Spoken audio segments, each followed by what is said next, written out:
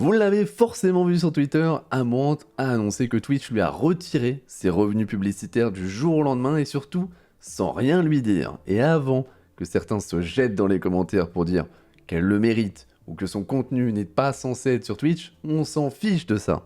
C'est pas ce qui est important dans cette nouvelle. Et je vais justement vous expliquer le point important et pourquoi Twitch a pris cette décision et surtout pourquoi le prochain streamer sera peut-être votre streamer préféré. Bonjour à tous, j'espère que vous allez bien, je suis Zepae et sur cette chaîne, vous pouvez retrouver tout un tas d'informations pour essayer de faire de vous le meilleur streamer de la planète, que ce soit avec des tutos de logiciels incroyables, des reviews de produits ou des discussions plus générales comme aujourd'hui. Donc si ce genre de contenu vous intéresse, n'hésitez pas à vous abonner et à activer la petite cloche pour ne pas louper les prochaines. Vous en avez marre que l'on se moque de vous parce que vos overlays sont immondes et vous n'avez pas non plus les moyens de vous payer un graphiste. Eh bien pas de soucis, j'ai la solution. Grâce à ce plugin OwnPro, vous obtiendrez des centaines de packs d'overlays d'alerte professionnels. Et attention, avec OwnPro, fini de passer des heures sur votre logiciel à essayer d'installer chaque overlay. Là, tout se fait automatiquement avec une simple pression de votre souris. Votre stream sera immédiatement plus attrayant et les viewers se jetteront sur votre chaîne pour la regarder. Donc si vous voulez,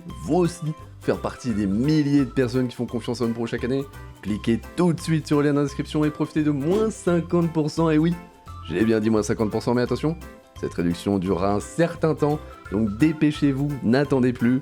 Et surtout, n'oubliez pas qu'avec OwnPro, c'est vous le plus beau.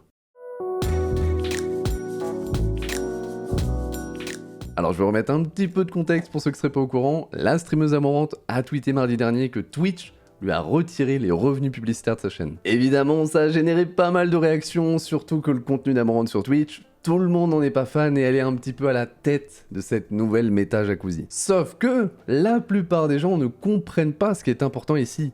C'est pas Amouranth, c'est bien le message qu'il y a derrière et que Twitch nous envoie. On parle quand même du fait de supprimer du jour au lendemain tous les revenus publicitaires d'une streameuse sans lui dire.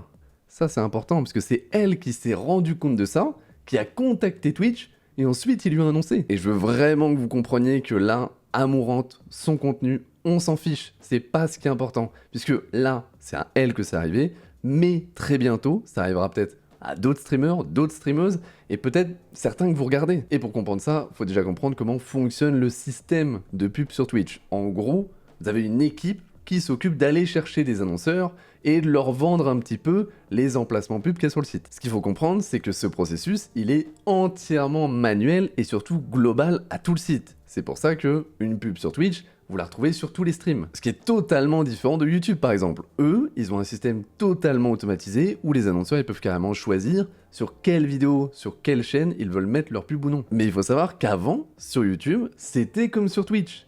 Toutes les pubs étaient à peu près sur toutes les vidéos.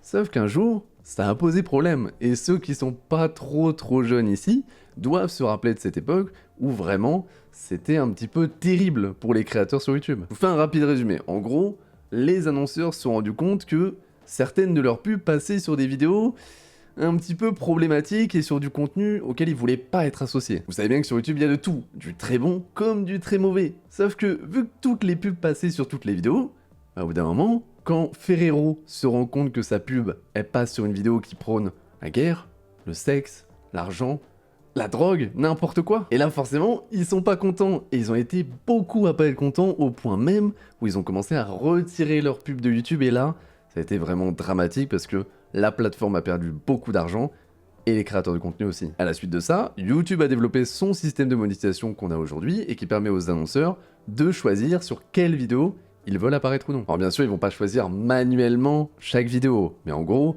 quand vous mettez votre vidéo sur YouTube, il va vous donner une petite étiquette. Si cette étiquette elle est verte, c'est-à-dire que vous êtes éligible à tous les annonceurs. Si elle est orange, c'est-à-dire que vous aurez que certains annonceurs et donc que vous gagnerez moins d'argent. Et si elle est rouge, là, aucun annonceur ne veut être sur votre vidéo. Donc tout ça pour vous dire que YouTube a été contraint par les annonceurs de filtrer le contenu de sa plateforme pour faire en sorte que les annonceurs, les pubs, ne passent pas sur du contenu sur lequel ils veulent pas être associés. Mais s'il y a bien un contenu avec lequel ils aimeraient être associés, c'est bien sûr ma chaîne secondaire Zepae TV, chaîne qui regroupe des vidéos incroyables, divertissantes, drôles et...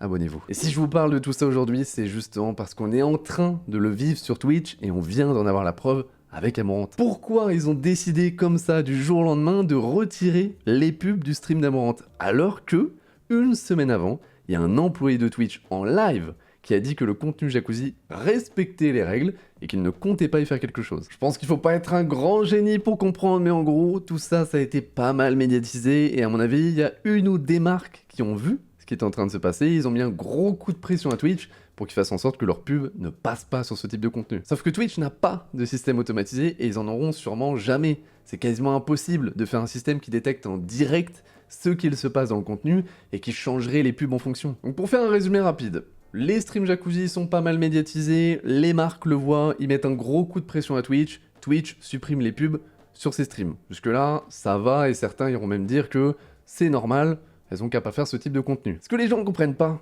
c'est que pour l'instant, oui, Twitch a l'air de se focaliser, et les annonceurs eux-mêmes ont l'air de se focaliser uniquement sur le contenu à caractère sexuel, mais pourquoi ils s'arrêteraient à ça? Tous les streams casino par exemple, je peux vous garantir que la plupart des marques, elles ont pas envie d'être associées à des jeux d'argent, surtout de la façon dont c'est fait sur Twitch. Donc peut-être que demain, tous les streamers casino se verront retirer leur revenu publicitaire, mais ça s'arrêtera encore pas là. Regardez YouTube, juste le simple fait de dire parfois trop d'insultes dans une vidéo peut réduire la monétisation, parce que certains annonceurs ne veulent pas être associés à ça. Et si certains s'en rappellent, il y a quelques semaines, on a découvert que Twitch attribuait à chaque stream sur la plateforme un brand score, qui veut dire un score de marque. Ça veut dire qu'ils sont déjà en train de se préparer à séparer les streamers dans différentes catégories, et ceux qui sont un petit peu trop à risque seront d'abord impactés en termes de revenus, mais peut-être plus. Je vous laisse aller regarder la vidéo de Devin Nash sur le sujet parce qu'il va beaucoup plus loin que moi et il connaît vraiment son sujet parce qu'il travaille très souvent avec des marques, mais en gros,